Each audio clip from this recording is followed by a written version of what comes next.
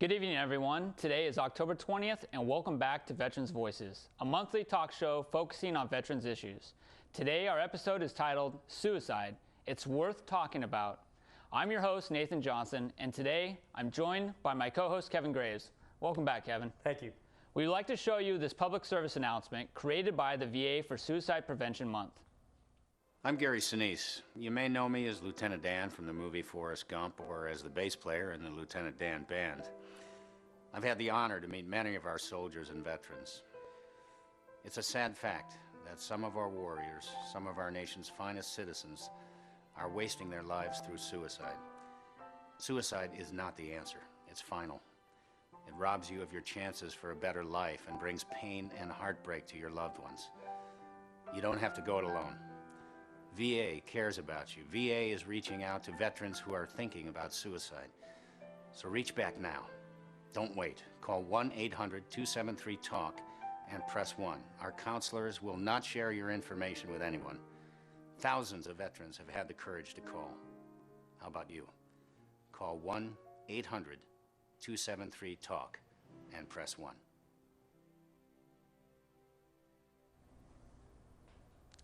Welcome back. So tonight we are talking about suicide and how veterans can get the help they need before it's too late. If you have any questions or comments, contact us.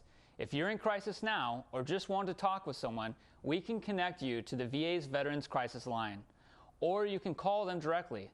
The number is 1-800-273-8255 and press 1. These numbers are also listed at the bottom of your screen.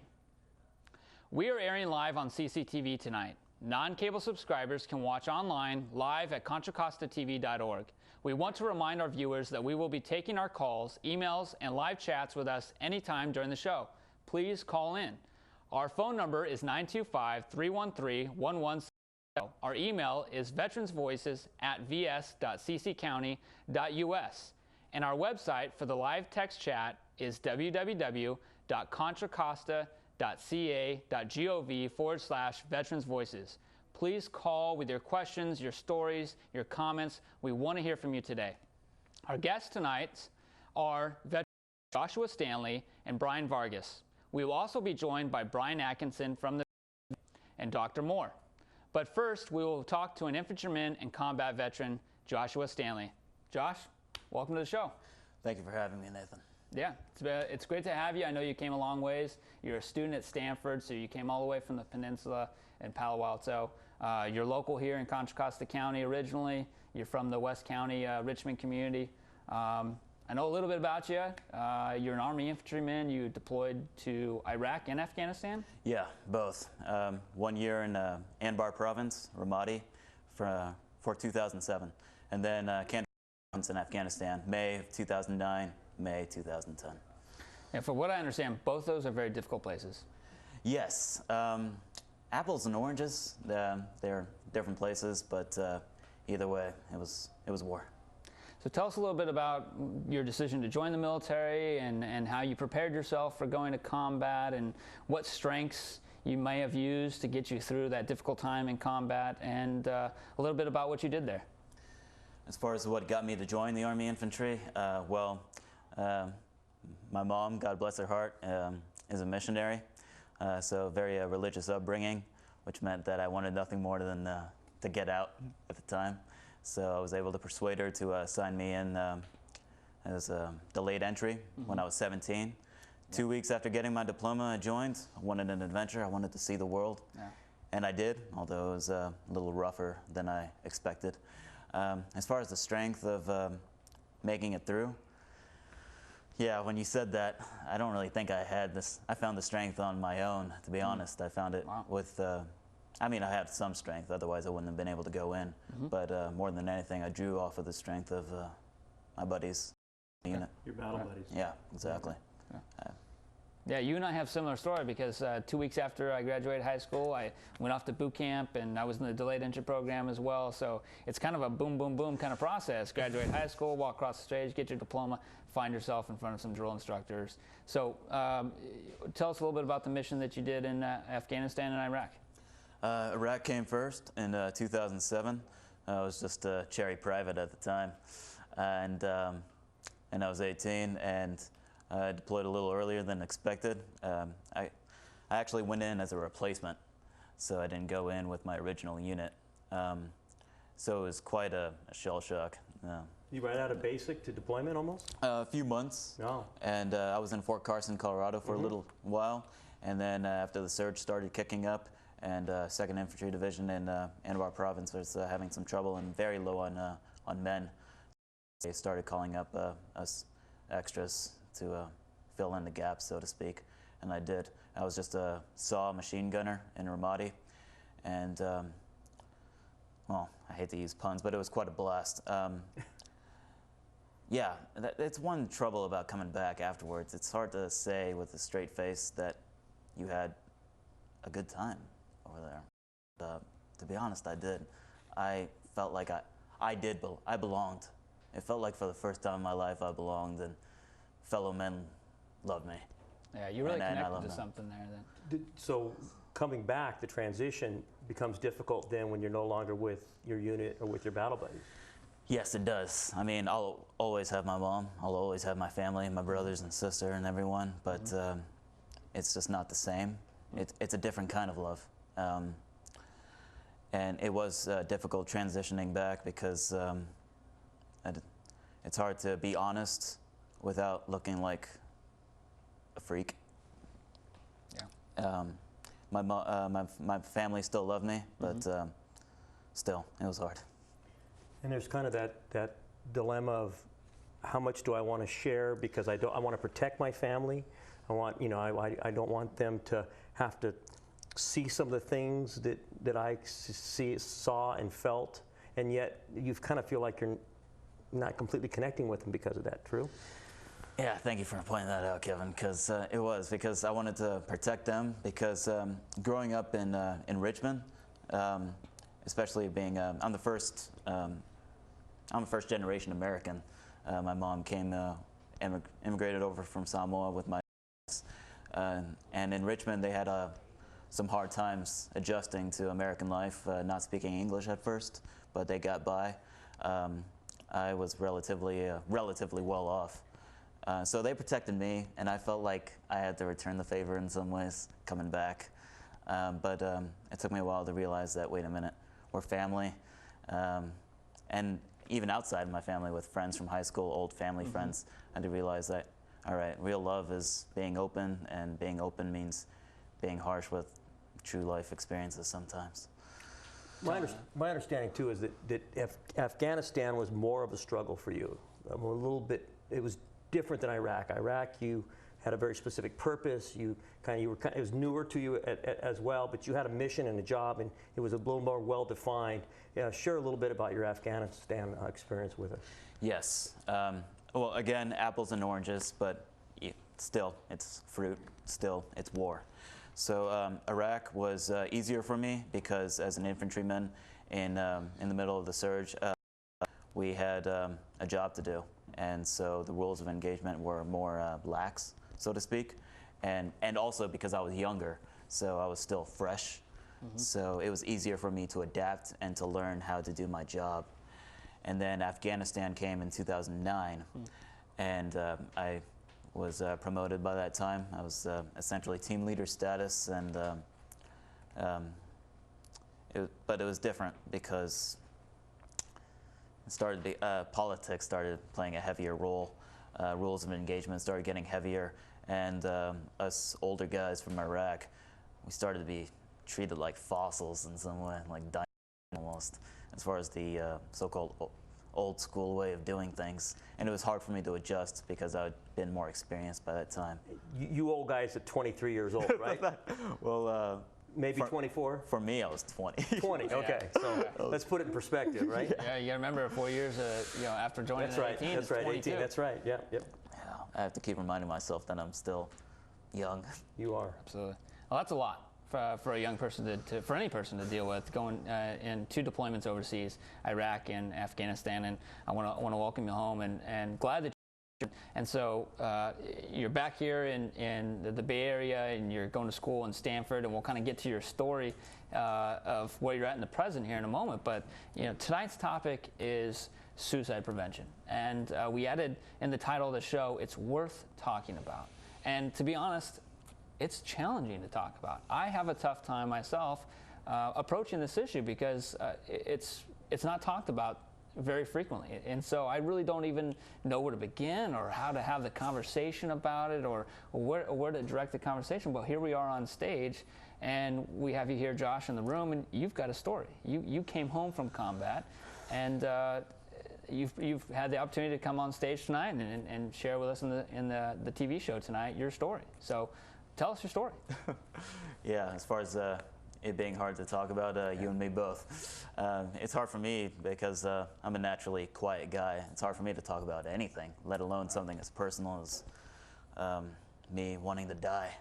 But anyway, shortly after Afghanistan, I got out of the Army in 2010. And afterwards, I did really nothing but drink whiskey. And I barely said a word to my family and to friends. Even to myself. Some people talk to themselves. I didn't even do that. The only time I really opened my mouth was to pour a shot in. And so almost a year of that, and then I found myself in Richmond on the train tracks on Cutting and Carlson, and pulled up my car on the tracks, and I wanted to die. I really saw no purpose to life anymore because seemed like the Army was totally different from when I was a kid, so I couldn't go to that. Life was never the same. I saw no way out but dying. So I was on the tracks. My sister at the time and her husband and kid. I was the only one with a car, and I had that car on the railroad. And then I got a call, and they needed my car for her husband to go to work, and that call is the only reason I'm alive. Yeah. And thank God for it. And that sense of responsibility to your family. Yeah. And thank God for that. Yeah, because, well, kind of like what I hinted to before, as far as the strength, I got that strength from my buddies, my battle buddies. I've never really thought much of myself. I've always been more concerned about the people close to me, whether it's in my unit, my family, my friends. Right. So at the time, I was like, how could I be so selfish, not think about my family? And then after I brought my car over and let my brother-in-law use it, then I thought of the guys that didn't make it, and the guys that did. Wow. All of my battle buddies. I thought, wow, I survived all that, and yet this is how I pay it back. This is what I do with my life after surviving war. Wow. I felt ashamed, but I was determined from then on to survive, and thank God I did. Thank God I am. That's a very interesting way of looking at it. You know, I knew about the commitment to your family and the phone call and moving yourself off the tracks, but thinking about it a little bit more, and that you survived combat twice, and you felt like your buddies that didn't survive, you owed something to them, and so your life began a new purpose, right? It was about staying alive, not for yourself and not just for your family locally, but for your buddies that are alive also, and the ones that didn't come back. Right? Yeah, and I realize more and more every day that I'm really surviving for everybody. My buddies, my family, my mom and my siblings that came over, and more and more these days, I'm learning to survive for myself. I realize that it's not selfish of me. Well, it's like that old Bruce Springsteen song, it's no sin to be glad you're alive. I'm realizing that now. Did you go anywhere to get any help? Did you get any professional help? Did you get any help from a vet center? Or I know a little bit about your story, so I know that you did deal with your alcohol abuse with some help from some counseling and such. Did you go and share your story with any counselors? Did you seek out any help that way? Or I did, and thank God, more than one place, actually.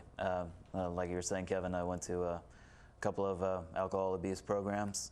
I went to the VA. Good. And I went to my family, and they all helped out. I mean, for me, I don't think any one source could have done it all. And I also went to the Bible that I was raised on. That helped me. I went to my mom. I went to my family. They all held out in their own way, and I really can't give the majority of credit to anybody.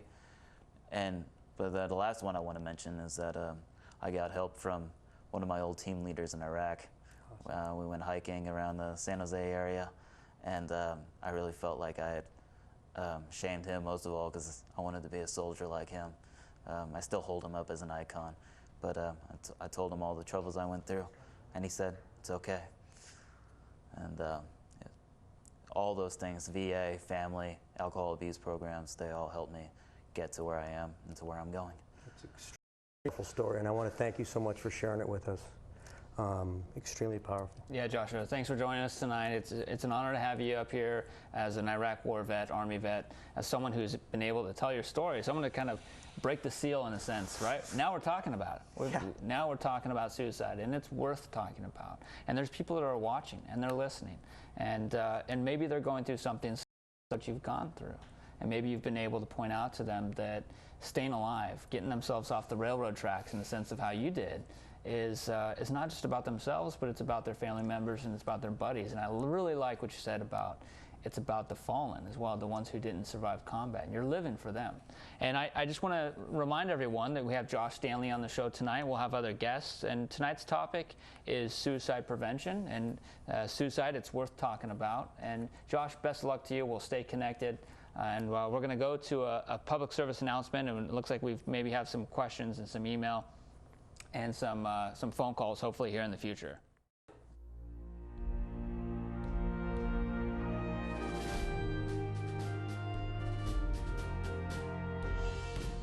So you think you're a tough guy? Did you know veterans attempted suicides and self-injuries have quadrupled over the past 6 years? That's right. Quadrupled. 18 veterans. commit suicide? Each day. How are you going to adapt to the next challenge? We are still a team. Without any hesitation, when you're downrange, you would jump on a grenade for your battle buddy. Now that you're back home, you need to demonstrate that same selflessness if your battle buddy's depressed. You need to get them to the help and support that they need. It is time to do the retraining necessary to be able to Sleep well at night. Dial down our reactions to the triggers that remind us of combat. and lighten up without doing ourselves in with alcohol or drugs. There is a time to suck it up and drive on. And there is a time to be strong enough to know when you need help. There is strength within vulnerability. Everyone goes through a difficult time when they come back home. I've been through some rough spots since I got back. I've experienced all the symptoms that you have. I reached out for help and I got it. And if you find yourself struggling with this next challenge, You may need to develop some new self-care strategies. You might have to be vulnerable and ask for support.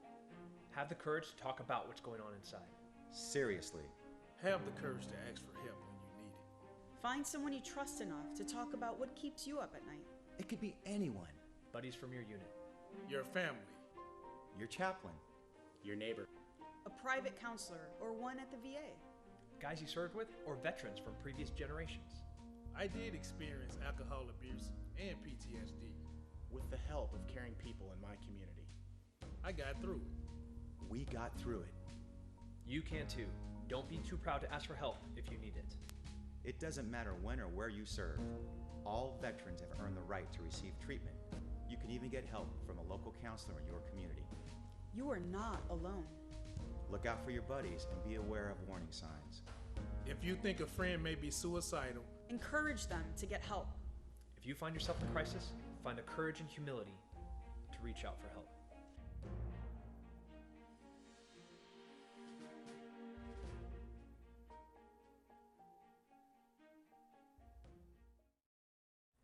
Hi, welcome back.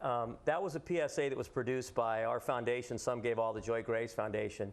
And the reason for that, producing that video, it was because I had dealt with families who had lost their children in war, KIAs, but I didn't know how to deal with families who were suicide survivors. And so it was important to me to do something to help stem that tide. So we produced this video with 4 local veterans.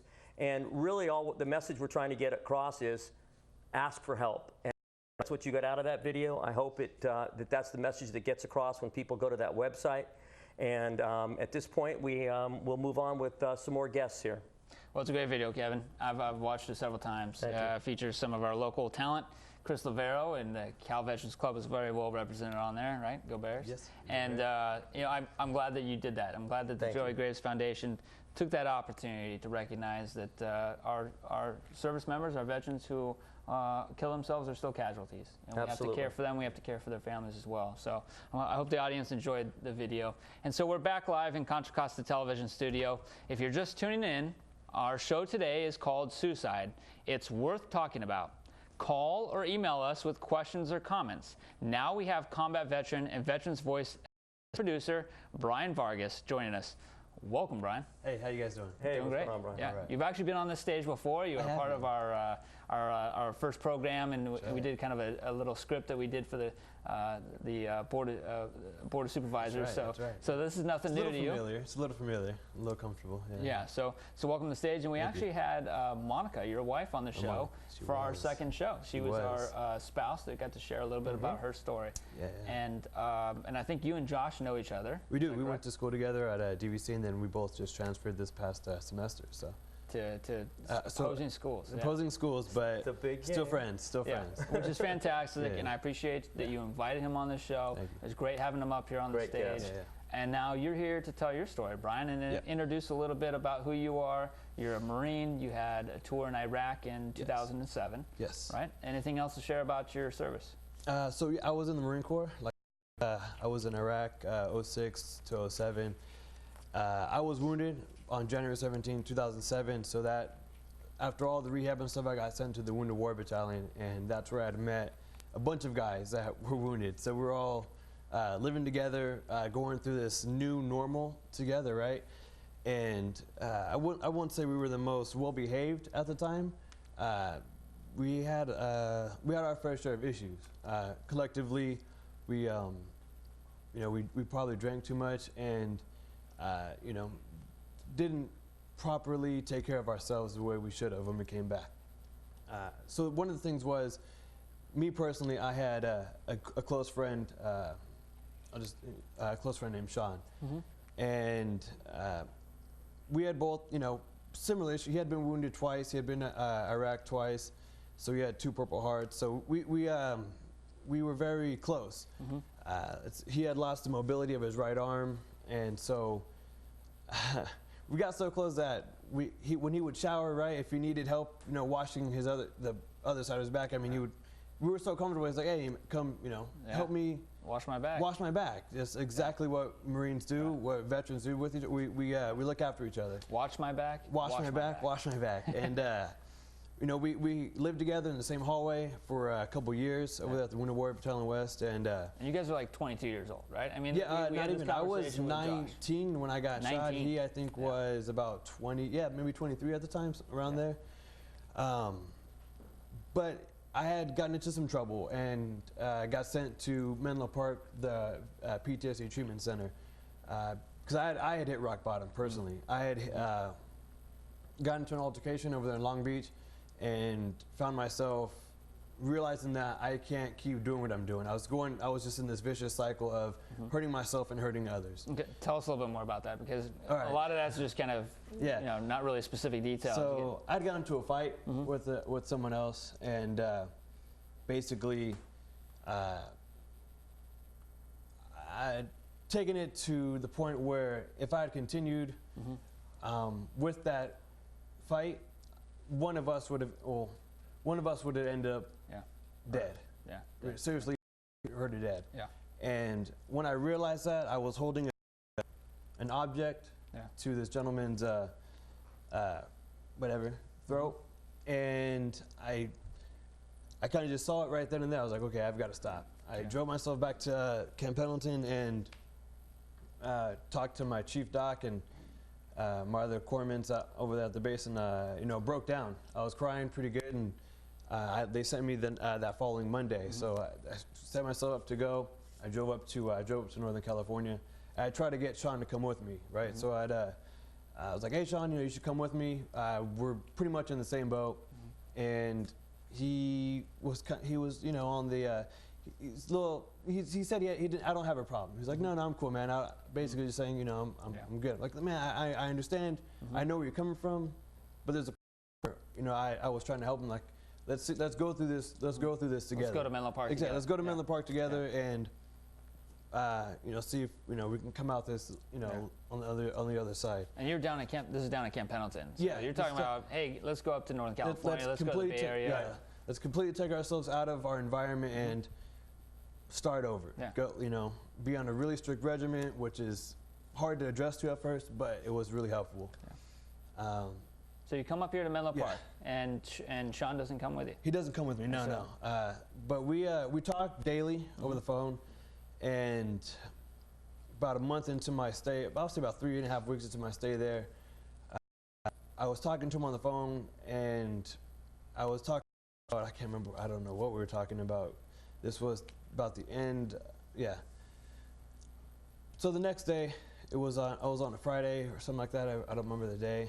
It was kind of a blur, but we were kind of part of the program. We were mandated to kind of go out and for the weekend, right, or for the day, and accomplish a task. So for me, I had problems with people, so I would put myself into some environment with other guys that were in the program, right? So they were with me. Yeah. We were coming back to our the Menlo Park campus there, and a friend of mine, Reyes, had called me, and I'd answered the phone right as I'd walked into or drove onto the campus there, and he was crying on the phone, and Marines don't usually cry, right? I'd never really, not too often, and basically he said, hey, Sean just killed himself, and I was like, yeah, you mess with me, man. Like, so this is the perspective of the other side. This is the person that's left behind. Yeah. After someone's just committed suicide, someone's killed themselves. How'd you feel? Oh, I was angry. Yeah. Yeah. I feel like I feel right now. I cried a lot. If I wasn't in that environment with those people there, I don't know what I would have done. Yeah. To be honest. Yeah. What angered you? What angered me is that wasn't there for me personally. I was always there. We were always together. We had a cool little group of us there. You feel responsible for? I did for a long time. For his life. Did you feel like I did. Him killing himself was somehow your fault, or? I didn't feel that way because I had tried to get him to come with me, and I felt like if he had been with me up in the Bay Area, the Menlo Park, maybe I would have been there. Maybe there's something else. Something else could have happened, right? Yeah. But it happened the way it happened. You got perspective on that, though, right? You got help with that. You understood that. It turns out that the two of the other guys I was in the program with knew him also. Okay. So when I had said who it was, and it all came full circle, we all were able to kind of grieve together and go through that rest of that program together, knowing that had happened to one of our friends. Brian, we have just a few seconds left. Yeah. What would you say to someone who maybe is experiencing a moment of thinking about killing themselves, as someone who has survived, as someone who was the friend that was left behind? What would you offer that person? Just don't let them go by themselves anywhere. Pretty much. If you see a sign, if you see any indication, take that moment, take that advantage, and really be there for them. Stay with them. Yeah, be there for them. Yeah. And through a lot of the training that I've taken, military and other for suicide prevention, you ask that question. Yeah. If you see that sign, you ask them, are you thinking about killing yourself? Yeah. Because that's a very important question. It's a very difficult question to ask. You have to train yourself to do it. Yeah. Well, Brian, I want to thank you for being a guest on the show tonight. All right, you're a big part of the production team. Thank you. Appreciate it. You've got a big role in setting this whole show up. You make several phone calls. You're a full-time college student. Yep. You've set up our Facebook account. You're answering the chats and the emails. Yes. So you're so much a critical part of this production crew. And you sharing your story as someone who was a family member, a loved one, a friend of someone who ended their life. Very difficult to do, but I appreciate you coming up and taking that moment tonight. I feel that personal responsibility. So we'll now show you a public service announcement called The Power of One, which shows how all it takes is one person to make a positive impact in someone's life. That's like Brian was talking. We'll be right back.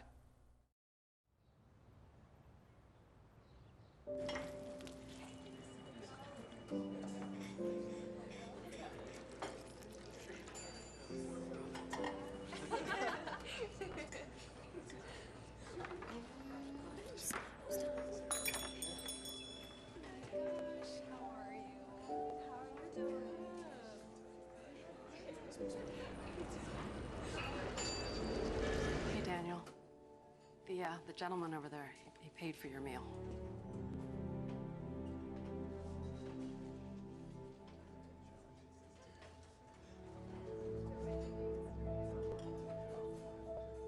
The power of one small action, one conversation, or one phone call can make a difference in the life of a veteran going through a difficult time.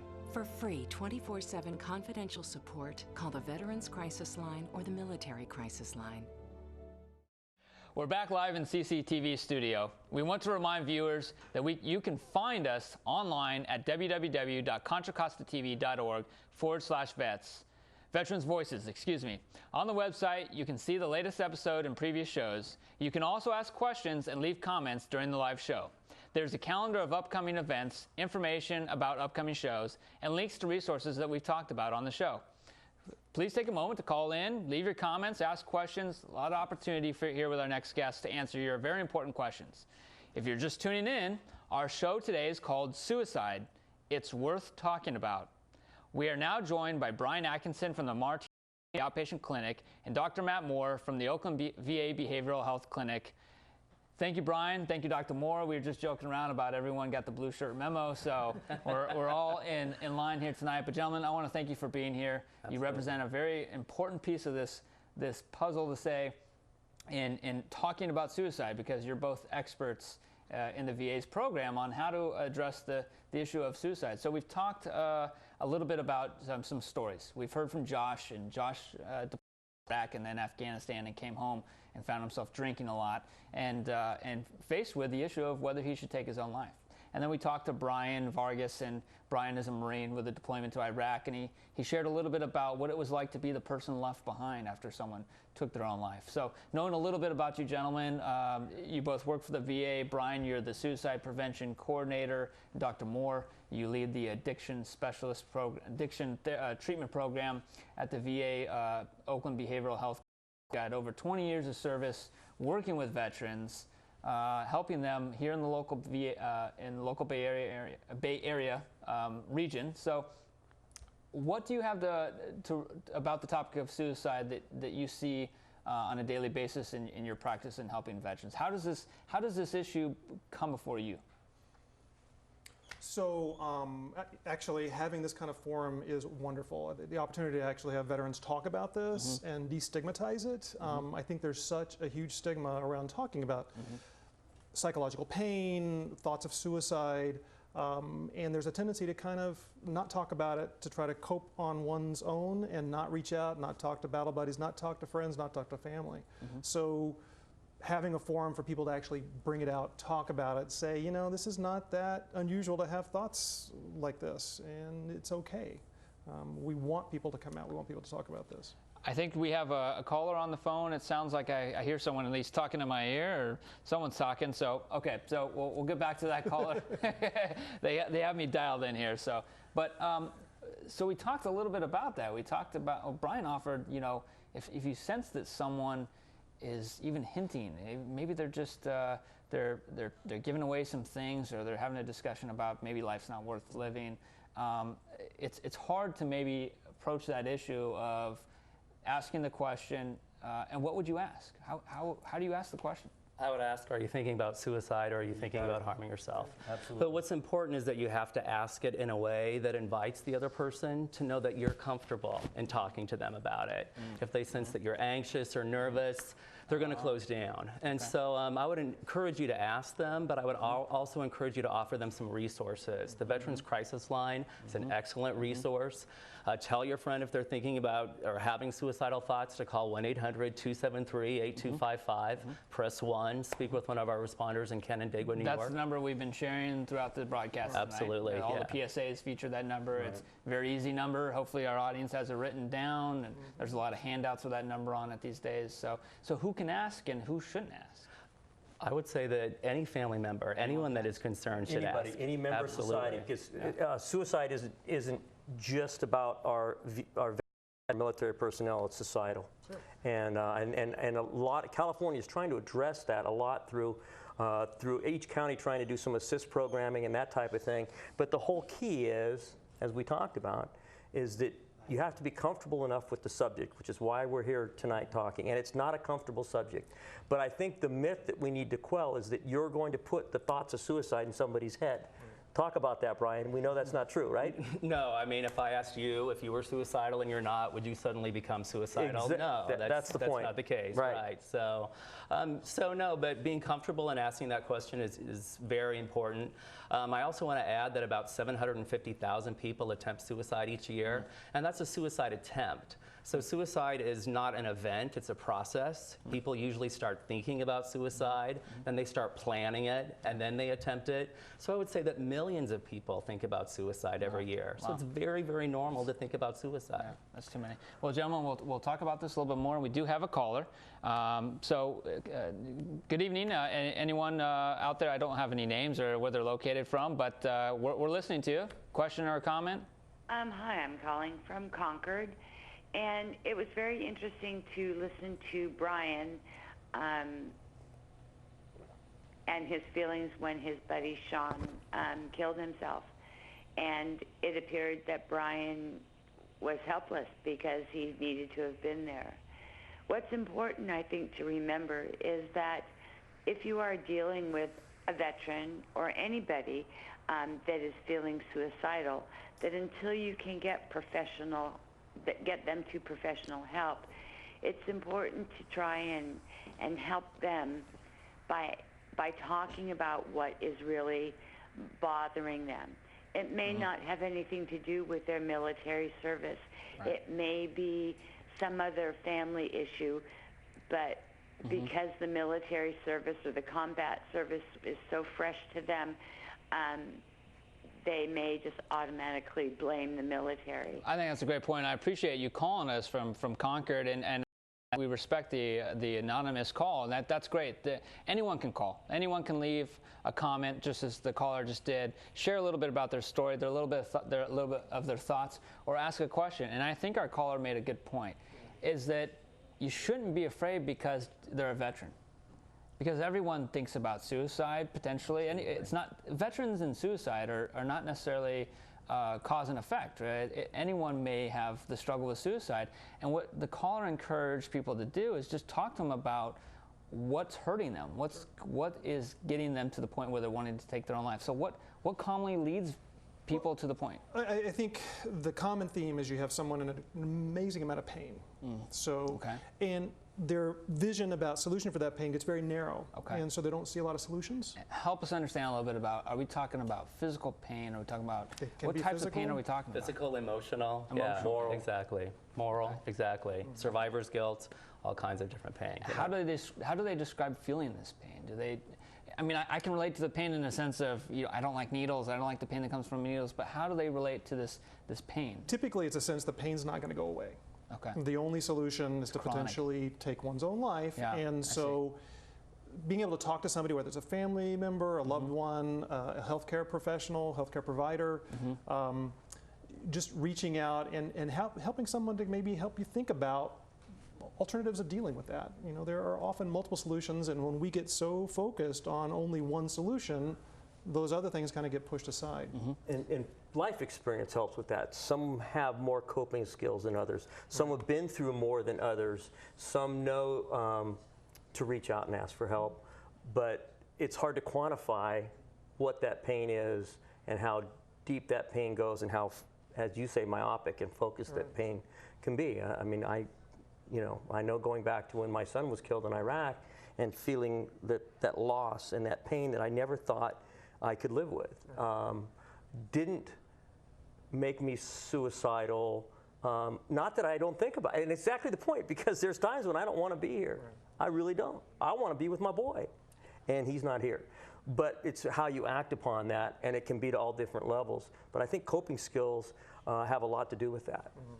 I want to add something to what the caller said. If you are a family member and you have that you're suspecting is in a lot of pain, is very troubled, VA has set up a website called Coaching into Care, and they can go on the Coaching into Care website, be connected with a special responder that specializes in offering parents and family members effective interventions that will get their loved one into treatment. That's awesome. So it's great. It's called Coaching into Care, and I really want to plug that while I'm on this show.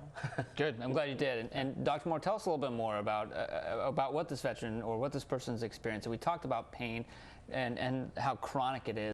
It's felt emotionally or physically.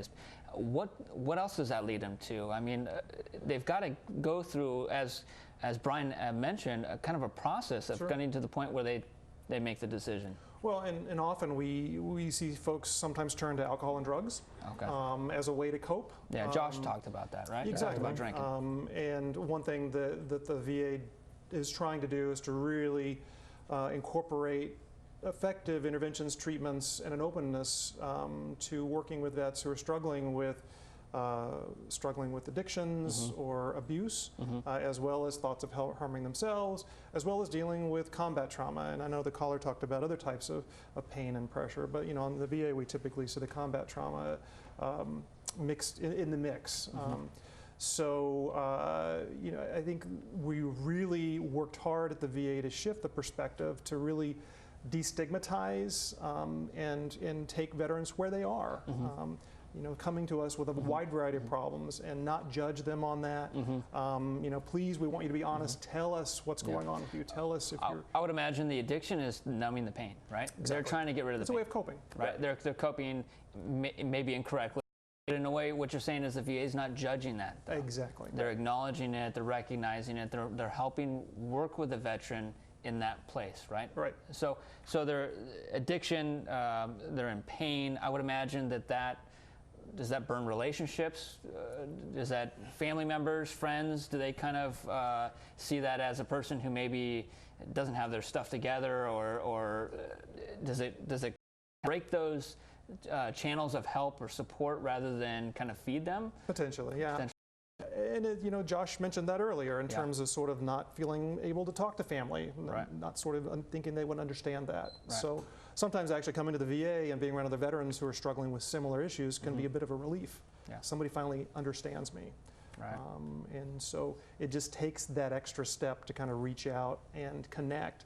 And sometimes it's not one place. Sometimes it's the vet center as well as VA, as well as Josh church. Also as said well as there can be a whole community that can help with those things.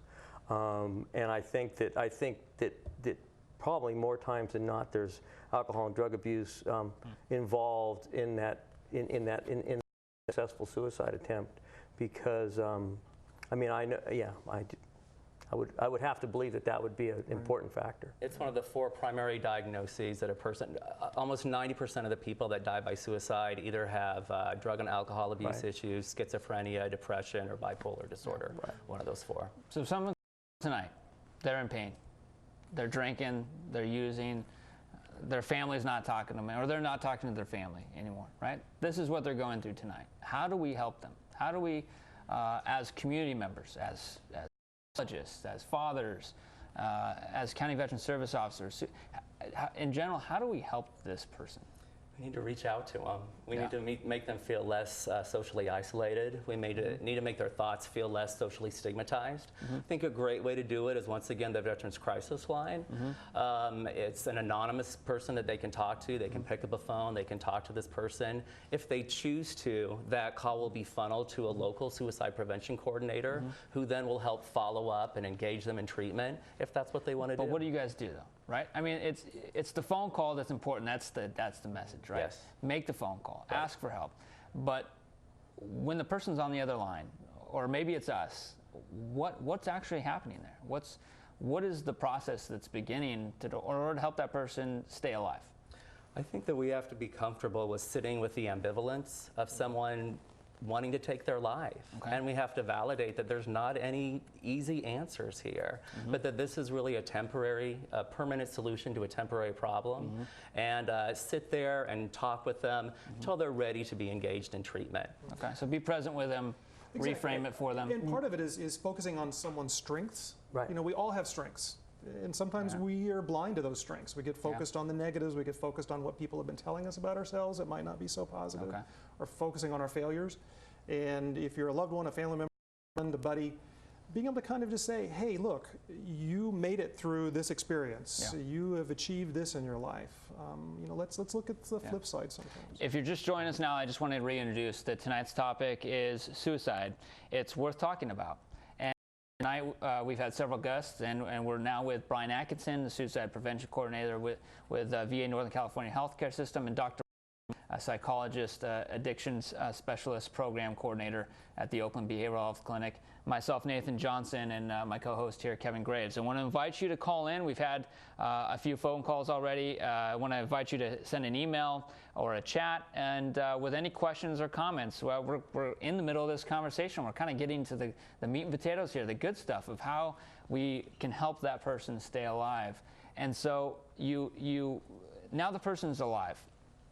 All right, you've pulled them off the bridge, you pulled them off the railroad tracks, you've unloaded the gun. I'm kind of generalizing here in terms of how people commit suicide, right? And there's probably a lot that I need to learn about that, but how do we help that person the next day? How do we help them relieve that pain, relinquish that addiction and the relying on that addiction, so that we can start using their strengths to help them get to wherever they want, their goals, their objectives. We talked a lot about that the last show. How to get onto the objective was what we used in the last show. So how do we help them get onto the objective? Well, as my colleague Brian mentioned earlier, it's a process. You know, there's not necessarily a lockstep that's going to be cookie cutter for everybody. One of the approaches that the VA has shifted to is we call it the recovery model, where we want to work with the veteran on their goals. It's not our goals. It's not that we have a checkbox and we're saying, okay, you need to be here. It's what do you want to achieve in life? Okay. And somebody can say, you know, I want to be a pilot. You know, I want to be a commercial airline pilot. So let's work on what you need to do in order to become a commercial airline pilot, right? And it can be the first step is, let's go back and get the training you need, or let's go get your health under control, but we're going to break it down in step by step. So doing whatever we can to help instill hope to keep that process moving forward for the veteran to meet their goal. I want to step back just a minute to what you had said earlier about what can we do at that moment. And I think the most important thing we can do, and Brian, you mentioned something very important, is ambivalence, is listen. Because you have to listen for their reasons to want to live more than you want to hear what their reasons are for wanting to die. And if you can hear what those reasons are for them wanting to live, then you can help them to see them themselves. And then you connect them with resources. The VA, if they're veterans, if it's within the community, it might be within a church, it might be a counselor, it might be, the county has programs. But as individuals, at that point, as you say, walking them off the bridge, we want to hook them up with resources that they're comfortable with, and guide them in that direction, and then pass them off to the professionals. Because we're not professionals. These guys are. I'm not. Kind of like Josh then. Josh said, the reason why I wanted to live is because I wanted to be there for my family. Exactly. Right? I knew that my sister's husband had to get to work the next day. Exactly. Something that simple can save somebody's life. And then I realized I wanted to stay alive because my buddies that didn't come back alive, I get to live this life, right? So you're saying listen, and that can be very hard to do. The professionals do not have a magic box with those answers. Okay. The veteran is the one that has those answers. Absolutely. Which is what you're talking about. Okay. So there's no checklist for you. There's no just magic wand or. I wish. If it were that easy. Exactly. Yeah. Well, so much of what you guys do every day is so important. You must have to help each other. To really deal with this every day. It's such a complex topic just to have on a show, but to be around veterans, to be around individuals who are in that really difficult time in their life. How do you help each other, or what kind of support does the VA have to make sure that this program stays running, so we can keep veterans alive and keep people from hurting themselves? I think one of the tenets of my position is when providers are working with veterans that are acutely suicidal and they're worried about or concerned about, that they call me up and they say, Brian, I'm worried about this veteran. What do I do? How can I help them? And a lot of what I do sometimes is be a therapist to the therapist, help them through what they're going through. Because usually they're doing all the right things, but they just want to know that they are doing the right things. So. Well, I think that's an important model for family members and friends, right? Absolutely. Who are dealing with this very difficult thing. And so we'll talk more about this in a second. We have Denise from Richmond on the phone. Denise, welcome to the show. Thank you for calling. Hi. Hi, how are you? I'm fine, thanks. Good, how can we help you?